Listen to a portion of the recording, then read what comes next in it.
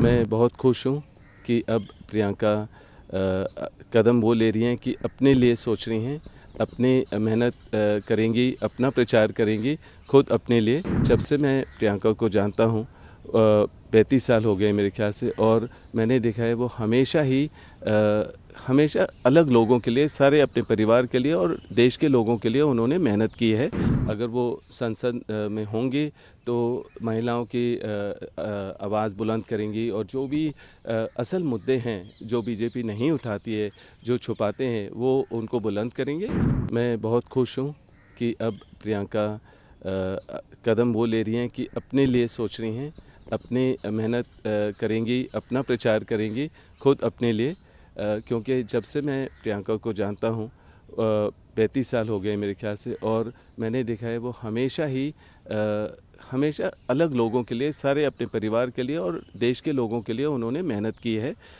और कभी अपने बारे में नहीं सोचा। पर मैं खुश हूँ कि कांग्रेस पार्टी ने ये सोचा है कि उनको वायनाड से लड़ना चाहिए। और जब मैं वहाँ शामिल था कल, और इतना ज़्यादा प्यार मिला, इतना ज़्यादा खुशी थी लोगों में, इतना उत्साह था कि हम अपने नामकरण के लिए पहुँच ही नहीं पाए। पर लास्ट में मतलब कि जैसे भी ये टाइम से पहुँचे, पर वो भी जल्दबाजी किया थोड़ा, पर पहुँच गए समय से। और पर बहुत खुशी थी लोगों में, और मैं बहुत खुश हूँ कि प्रियंका ने ये सोचा है, अपना कदम लिया है कि सक्रिय राजनीति में आने के लिए, संसद में आने के लिए। और मुझे ये लगता है कि अगर राजीव जी जीवित होते वो ज़रूर बहुत खुश होते कि प्रियंका जिन्होंने अपने पिताजी से, अपनी दादी से, माताजी से बहुत सीखा, और अब वो सक्रिय राजनीति में और संसद में एक सांसद के रूप में देखेंगे। देखिए, मैं हमेशा चाहता था कि प्रियंका संसद में आएँ और वो खाली प्रचार में ध्यान ना दे, या हमेशा वो लोगों के बीच में रहती है। पर मुझे ज़रूर लगा था कि अगर वो संसद में होंगे तो महिलाओं की आवाज़ बुलंद करेंगी, और जो भी असल मुद्दे हैं जो बीजेपी नहीं उठाती है, जो छुपाते हैं, वो उनको बुलंद करेंगे। और कांग्रेस पार्टी के लिए भी बहुत ही अच्छा रहेगा कि प्रियंका भी जुड़ेंगी उनके साथ संसद में। और बात मेरी रही तो मैं अभी तो लोगों के बीच में हूँ, ग्राउंड पे हूँ, मैं सेवा करता हूँ हमेशा अपने चैरिटी के द्वारा, अपने धार्मिक जो दौरा होता है पूरे देश में मैं करता हूँ, और लोगों के बीच में रहता हूँ। और अगर कभी भी लोगों को लगेगा कि मुझे भी अपने सक्रिय राजनीति में आना चाहिए और संसद में होना चाहिए, तो मैं वो कदम लूँगा। पर अभी मैं खुश हूँ कि मैं लोगों के बीच में रहता हूँ, उनकी सेवा करता हूँ, उनके जो मुद्दे होते हैं मैं समझता हूँ, और अपने परिवार को भी बताता हूँ कि ये असल मुद्दे हैं जो ग्राउंड पे हैं। और ज़रूर लोगों की बात रखता हूँ मैं। हाँ, मुरादाबाद मेरी पैदाइशी जगह है। यूपी से लोग ज़रूर चाहते हैं कि मैं वहाँ से लड़ूं और उनको रिप्रेजेंट करूं। पर मैं ये कहूँगा कि अब सब जगह से, चाहे हरियाणा हो या जहाँ भी मैं जाता हूँ, वहाँ से लोगों की पुकार आती है कि आपको राजनीति में होना चाहिए, आप इतनी मेहनत करते हो तो बड़े पैमाने पर अपनी बात रख पाओगे, बड़े पैमाने पे काम कर पाओगे लोगों के बीच में।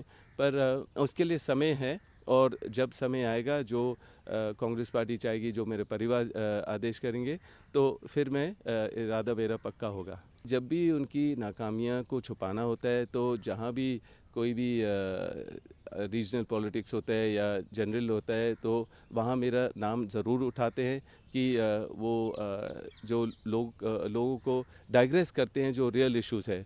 पर लोग जागरूक हैं, उनको समझ है।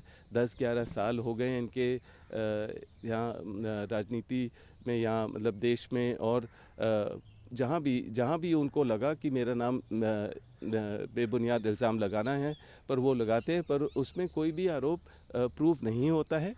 मेरा क्लियर है। और मतलब कि जब भी कोई भी उन्होंने सवाल पूछे तो उसका जवाब मैंने सारा दिया, चाहे ईडी हो या इनकम टैक्स हो या किसी का भी, कोई भी एजेंसी का कोई भी नोटिस आता है, उसको पूरा जवाब दिया जाता है। और कोई भी गलत चीज़ नहीं हुई है।